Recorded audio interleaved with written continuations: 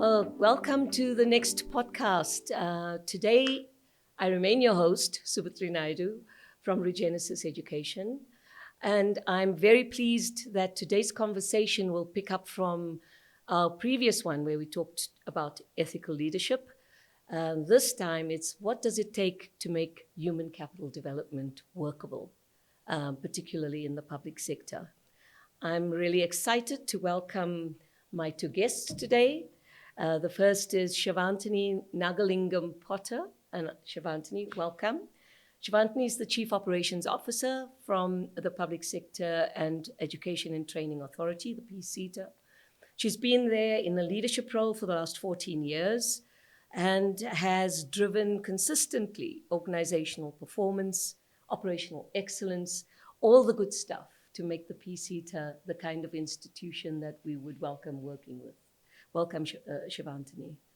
And next to her, we have our Dr. Sibongiseni Kumalo, our academic rector for Regenesys Education. We're very pleased that he has found the time to be with us. He is usually a very busy gentleman. So thank you so much for making time, Doc, to be with us today. Maybe we'll jump right in, Shivanthini, with you. As I was preparing for this interview, I realized that not too many people might know precisely what the PSETA's role is in the public sector. We know we get money from you sometimes. We know that you're meant to be involved in the kind of development of public sector, public sector workers. But maybe you tell us about that whole value chain. Why the public sector, SETA? What is it intended to do? How does it lend itself to building state capability? Great. Thank you very much for having us here today as PSETA. And it's a good, important question. I think, sometimes the notion of SETAs is so lost within the myriad of negative news stories that we hear about SETAs. There's 21 SETAs, each one looking after different sectors of the economy, and each one running as their own individual institutions, of course, with a common mandate. The PSETA specifically looks at facilitating skills development towards building a capable state, specifically for national departments, provincial government departments, public entities, as well as the legislative sector. And the SETA value chain is quite involved. SETAs were always intended to be these intermediaries that really understand what the employer needs and facilitate skills development to address those needs. So generally, you would find that a SETA does quite a comprehensive amount of research. And this research is really intended to get into a deep understanding of what this specific sector needs. So the PSETA, for example, conducts a number of research studies really to establish what are those occupations that are in high demand for our sector, where are the skills gaps, and how these should be addressed. Additionally, the SETA has a quality assurance role that it's been delegated. And this entails developing qualifications that are occupationally focused. Again, playing a role with other role players in the post-school education and training ecosystem, and not necessarily being a lone soldier trying to resolve issues around skills development. So really, when SETAs put out calls for funding, it's always against a predetermined set of intentions. We've done the research, we are conveying the need of the employer, and the grants are for prospective service providers or suppliers of training to respond and actually provide that training. Subi, I can go into a lot more detail, but I'll pause there for now. That just to give you an idea of what it is that SETAs do. I love that, because I think what it helps us understand, certainly, is that your role is not just to disperse funds. It is really intended to understand the problem, respond to the problem, and then quality control, the way in which money is being utilized and skills are being developed. And I guess you can almost hear the Dean asking the question, to what extent, Dean, do we think that we are being successful with the way in which the SETA, the idea of the SETA is meant to. So before I allow the SETA itself to address that, as someone within Regenesys Education, dealing with a lot of the training in the public sector,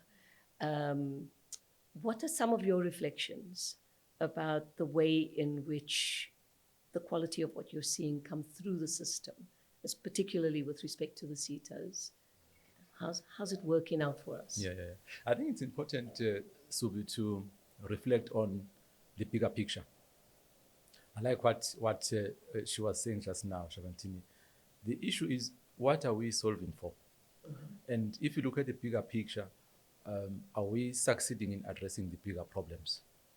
And for me, to a degree, we are. A lot of criticism that gets leveled against SETAs, it's more administrative.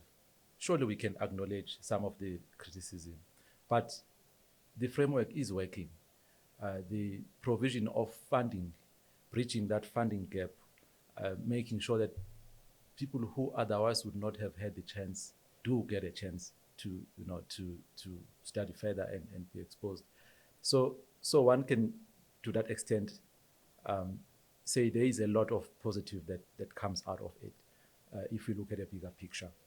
And we've done a lot of work with, for instance, the public sector SETA. What lies at the core of what may define success is the ability to see the partnership as a long-term investment, not a hit and run. Mm-hmm. Because if we partner, we are able to, on a long-term basis, we are able to at least appreciate the risk, both of us involved in the undertaking, but also in co-creating what needs to be created. It doesn't help much for us as institutions of higher learning to pull from the shelf what we think would work without co-creating or without liaising closely with the SETAs and similar organizations. Because as I was saying, the issues have been researched. We know what gaps we're trying to sort of address. And when they connect and engage with institutions like us, it's structured, and it should yield positive outcomes. And so we need to be looking at the impact, really. I may be jumping the gun here or running ahead of myself, but what comes to mind just from what's been said is, what kind of impact are we seeing? Are we going to continue to look at the numbers of students that are in class attending and all of that? Surely those are issues, but administrative issues. We should be looking at the extent to which we are improving in the delivery of services, the extent to which we are addressing the skills shortages, or maybe more specifically, the vacancy rates that we see in the public sector. Of course, one is talking generally here. There are specific departments which tend to have an issue around high vacancy rates. So there is a significant role that SETAs are playing, and it's really about collaborating. Lovely. I mean, maybe let me try and be a little provocative here, because I love what you're both saying, and the theory makes sense. And it is wonderful that we have all this investment in skills. Are we winning? When we talk about state capability, the very fact that we're hosting this podcast to identify what in state capability works and what doesn't, raises the question for me as a citizen of our country, well, what is my money buying me? Okay, so perhaps, Shivanthini, you want to tell us a little bit about the link between what you do and the essence of building a capable state. Are we winning? No one said there'll be easy questions here. Subi, I think it's a little bit more complex than a straightforward, are we building a capable state, and whether the ingredients to building a capable state are solely based on skills and competencies. There's this notion that we've been talking about as a country of professionalization, of the state of government for many, many years. And often we're asked, what does that mean? And I'd like to first start with the notion of working in government should not be seen as any other job. It really should be seen as a vocation. So who we are recruiting, the skills, the competencies, and the type of individuals, going back to what you mentioned earlier on around ethical leadership, those are critical ingredients for this vision of a capable state, this vision of a professionalized public sector that we talk about. The second part about skills and competencies, a lot of public servants have qualifications. And we're producing a lot of graduates who remain unemployed, unfortunately, at this juncture in our country. And you almost need to question what's happening within government organizations. What are those systems and processes that are contributing to us not achieving that goal?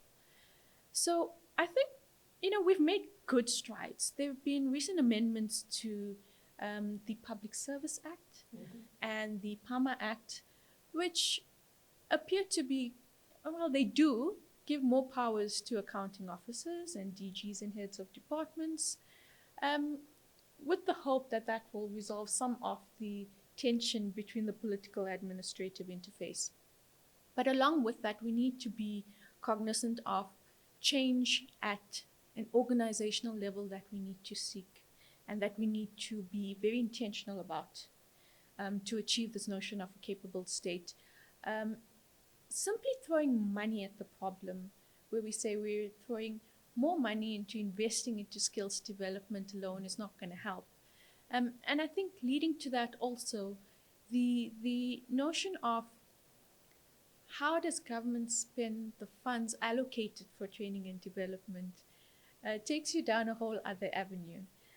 Unlike your private employers who are required by law to contribute to 1% of a skills development levy, the public sector is public service, not local government, is exempted from that. So we have a 1% retention of the training and development budget by government, which is being directed individually into areas as departments see fit. So speaking with one voice, working towards one vision of a capable state will require those resources, in my view, to be directed collectively and in a very focused fashion. I think you are raising some fundamental points. And I want to pick up on that, Dean, before we come back to you. I mean, you used language about change making, public service as a vocation. It raises for me, in one of our previous podcasts, the conversation that we had about activism back in the public sector. And the assumption that the training alone, the qualifications alone, are not going to get us there. And I think those are very well made points. So I guess the question to yourself, Doc, is whether as an organization of learning, are we hitting enough in our training around this question of change? Do we offer something that builds my competence and my understanding of what it takes to really be a public servant? I think what one can, well, looking at your question, one wants to just focus on what we've done and what we've managed to do in the public sector. We've been working in the space for quite a number of years now. And the change, any meaningful change, will start from within.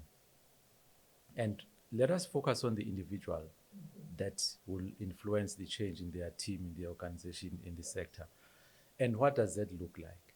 And so here we want to acknowledge that it's not really only about the certificate.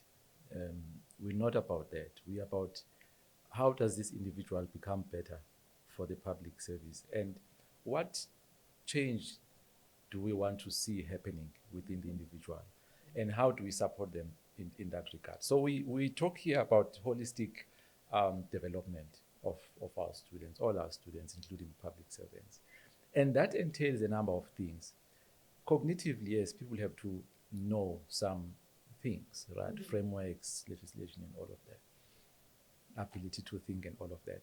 But we go beyond just that. We want to look at a complete human being who's going to understand the deeper purpose for why they are there. And the public service is the right place. It's actually the perfect place for that. And it offers it, if you look at it quite carefully, because a sense of purpose can very easily be achieved in what the public service does. I mean, we're addressing issues of poverty and employment and all those serious human issues.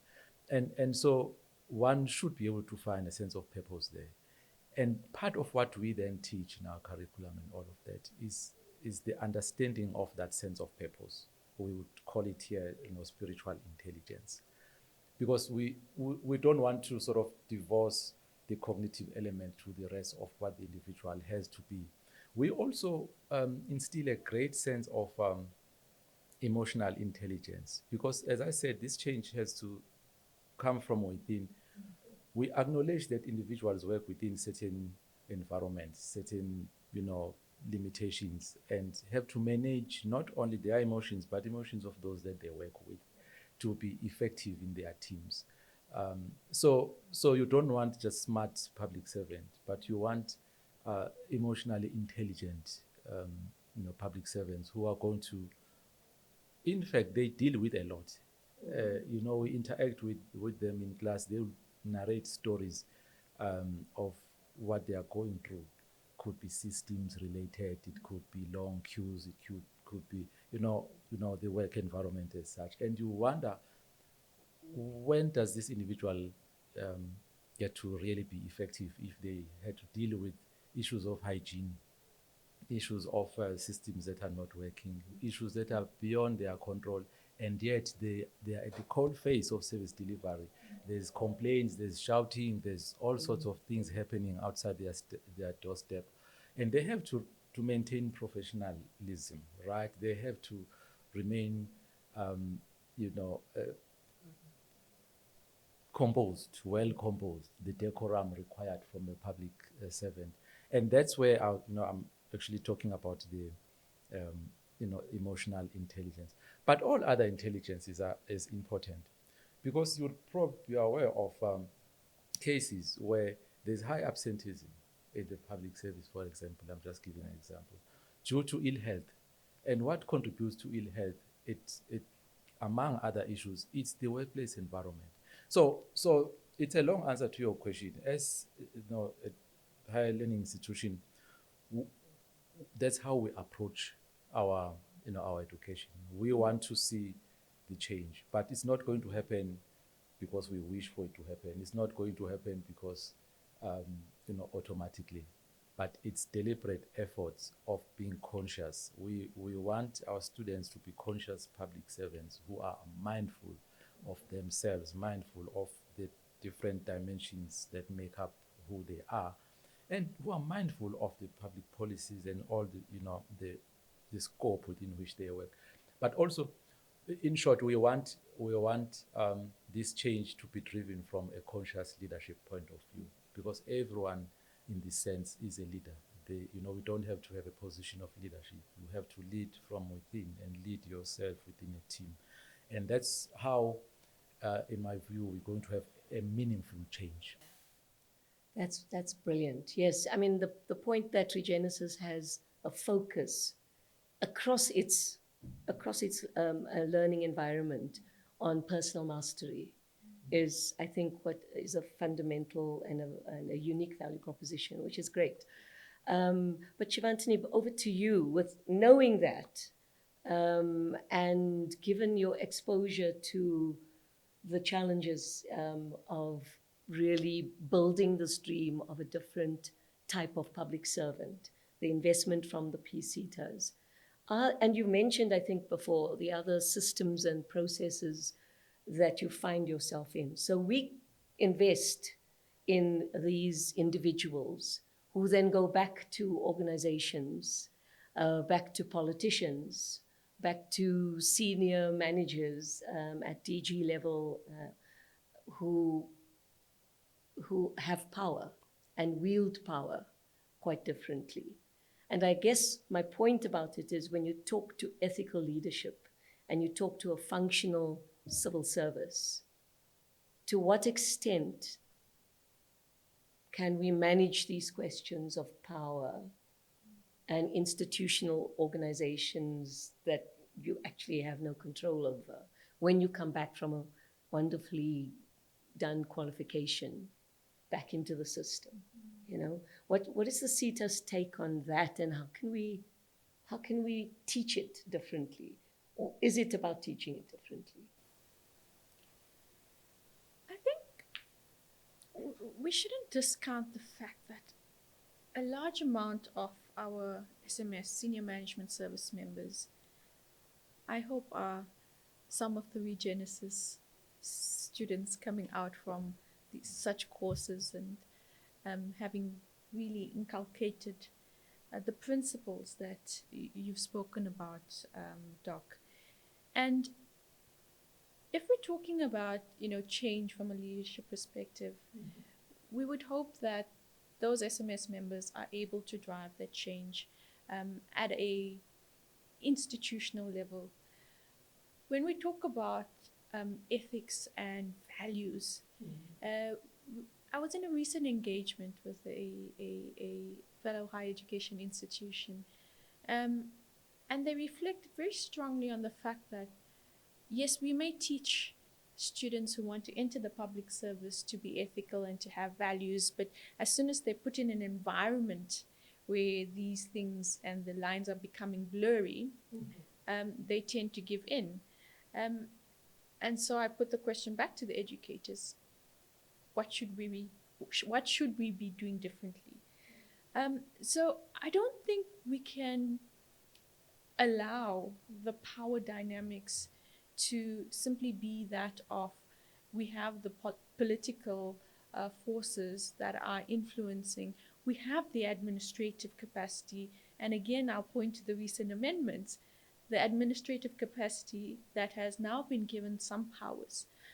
I think, one, this reflects to us making sure that those individuals who now have these powers and accountability responsibilities are being trained and understand what those mean, how they can operate within what responsibilities they have, and how they can drive the change within that. That's going to be, for me, right now at this critical juncture of how we can take advantage of these legislative changes to try and address some of the issues.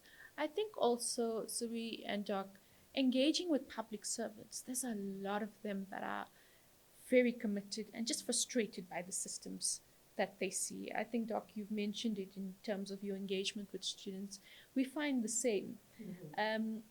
Individuals want to attend online sessions, but the infrastructure may just not be there within their respective departments to attend a webinar or a workshop of sorts. And I think those are some of the areas that, as government as a whole, we also need to look at. I'm aware there's a number of initiatives that we're doing, but not giving up and still remaining hopeful that those initiatives will ultimately deliver is important. That's a great answer. Thank you. I mean, I think the point that we stay hopeful and we keep on fighting the good fight is a really important part of the story. Before I come back to you, Doc, I mean, I think I'm interested in, does the PSETA have a relationship with the National School of Government at all? Because they do a lot of training. In some ways, they produce the material that ought to be building ethical leadership.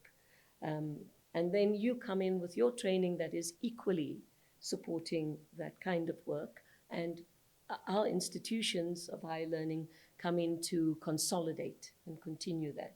So is there some kind of intergovernmental relationship building that should happen? Is it happening? I know by law it should happen. Let's put it that way. Let's not talk about that, because by law, we are autonomous spheres of government that are interdependent. To what extent would you say you are able to benefit from that relationship as the CETA? I would say to a very large extent. As the PSETA, we work very closely with the National School of Government. They are the training arm of government. We are the training authority. They also work very closely with local government CETA in delivery of various courses there. We also work as the NSG, the PSETA, with the DPSA, the Department of Public Service and Administration, who's responsible for setting norms and standards, as well as the Public Service Commission. So very critical role players that engage quite frequently on a multitude of issues and talk about where should we be looking at directing resources in terms of initiatives that we do together. I think importantly, with the National School of Government, there are a number of initiatives that they have. They've got executive development programs targeting the SMS. They have courses on ethics and leadership. And they've really also taken on board global best practice for what kind of training should be done for the state. So there's a number of things that we can do. For example, recently as the CETA with the DPSA and the NSG, we've developed a skills audit methodology framework. And again, Subi, one of the biggest things we find within government departments is how do we empower those individuals that work within HR? If we look at HR as the powerhouse when we're talking about workforce development and really understanding what a department needs in terms of skills. And the skills audit methodology framework is just one such example of different government departments, entities working together to collaborate so that we can deliver collectively. That's great. I mean, it's great to know there's so many institutions collaborating in the interests of building the public sector differently. Dean, or Doc, now that you're our rector, you're not just our dean, you're our rector of the school. But Doc, do you think our curriculum is keeping up to speed with the kinds of shifts that Shivanthini is talking about, especially this kind of collaboration with the DPSA, with National School of Government? Are we on par? And if we're not, are there constraints in the way education qualifications work that need to be kind of shifted or amended to meet the needs as she's so nicely explaining it to us? No, I think our environment provides for that collaboration. We can't win it alone. We can't win the battle alone.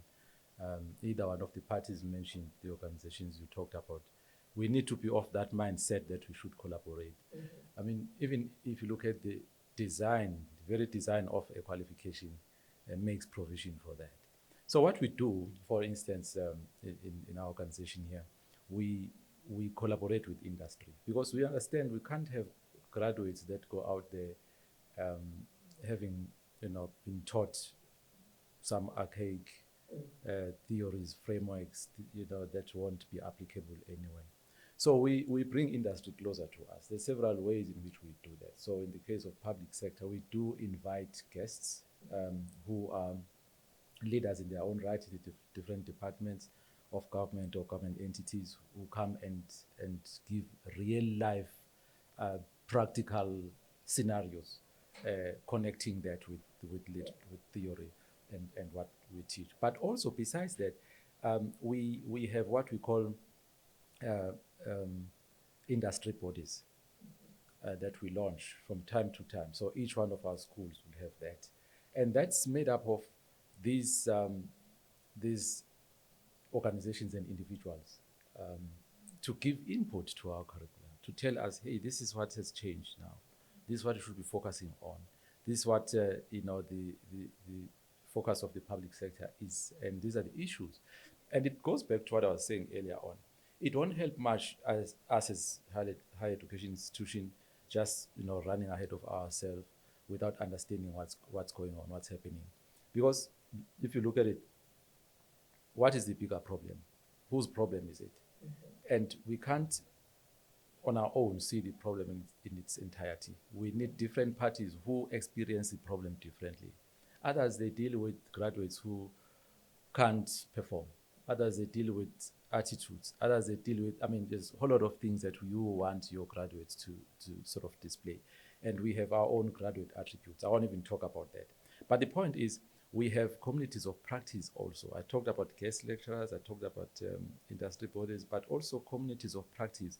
That's where we have not only like-minded individuals, but individuals in a similar space, say in public policy, etc., in HR, etc., who contribute significantly to what goes into the curriculum.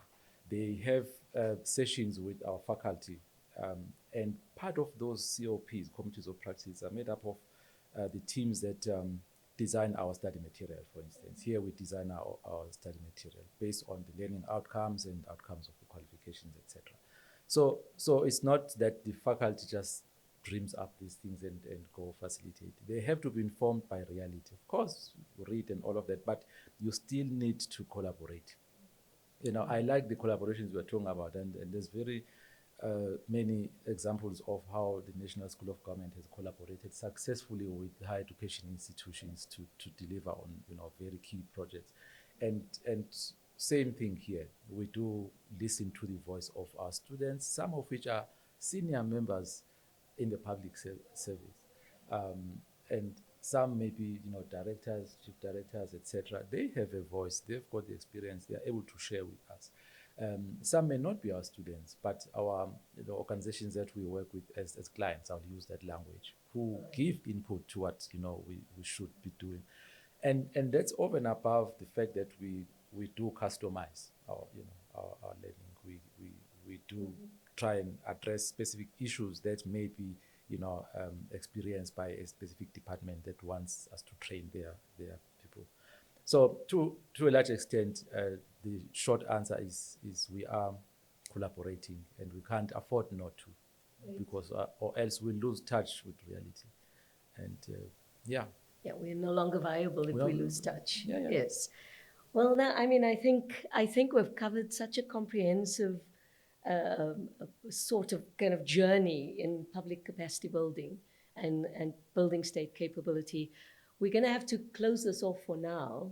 Any final comments before we say goodbye to you both? From my side, it's just a message to Regenesys: keep on doing what you're doing. We need institutions who, one, keep in touch with reality of what's happening in the sector, two, instill that emotional intelligence as well as that deep ethical stance and foreground that in the content that you're delivering to potential public servants and existing public servants. That would be my last. Thank you. Thank you very much, Shivanthini. No, thanks. Oh, why is it so short? This session I was expecting like an hour. It's half an hour, young people don't listen these days, as you know, Yeah, more than anybody. I know. So what a blessing to have all these challenges that we face in the public sector, because then we've got, at least in our lifetime, the opportunity to address some of them. And we sit right in the middle of those issues. We, as higher education institutions, can't distance ourselves from the issues in the public space because we are part of it. Wonderful. So we continue to work collaboratively and teach, hoping that obviously we keep the hope, as we were saying, hoping that each person that comes through us, goes through our doors, will make a positive change in their workplace, because it starts with one person at a time, and we can influence the culture, but it starts from here, from within, from person to person, and it spreads to teams, to organizations, to the world. Thank you, Doc.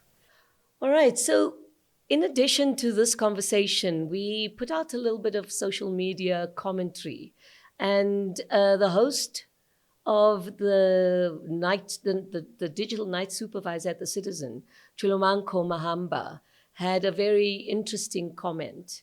She believes that building state capability is ultimately about government's ability to follow through on its promises, deliver its services effectively, and maintain stability, with committed, vision-focused people playing a key role alongside proper resource management. So that covers, I think, a lot of stuff. Any thoughts on that? Shivanthini, maybe we start with you. What more can I say? I think that statement is absolutely accurate. It is about following through. More importantly, it's the individuals that work in government that need to follow through on the political statements. I think sometimes we conflate the political statements and commentary with our administrative role as administrators of those intentions.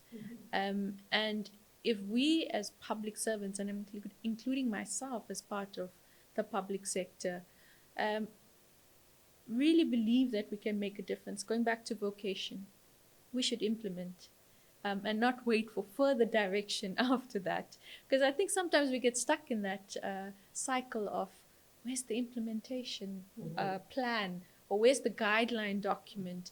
Who is leading me to that implementation versus it's you that needs to be the one that's preparing those documents, following through with the process, and delivering the results. Lovely. All right, here's another comment that we managed to secure through an internal Regenesys kind of checking out what people are thinking. Sikanyiso Ngetu, who's academic counselor at Regenesys, believes a capable state is one that actively listens to its people and ensures equitable access to opportunities and services, with ethical leadership, collaboration, and shared responsibility being central to building such a society. Lots of positives in there, Dee. What would you say, Doc? You can tell that's a colleague of mine. That's a colleague of yours. Yeah, I can see that. I like that comment. So, the analogy I want to use is the public service is like a machinery or the government as such. Complex machinery with all sorts of cogs and, things, but they have to work coordinatively. In a coordinated way. I think that's the right way. So it's okay to have the machinery, but what lubricates the machinery? It's all those things he's talking about. So we need to be looking at it from a systems point of view, because you could have everything else, technically, but if you don't have ethics, how do you teach ethics? That's maybe another conversation for another day. And all these good things, mentioned, this machinery is going to seize up and not be effective for us as citizens. Thank you very much for that. And with that, I'd like to thank both our guests for a really inspiring, positive conversation today on building a capable state. I mean, embedded in all of that is this question of ethical leadership. You've both talked about it from different perspectives. We value your opinions, and thank you so much for your time.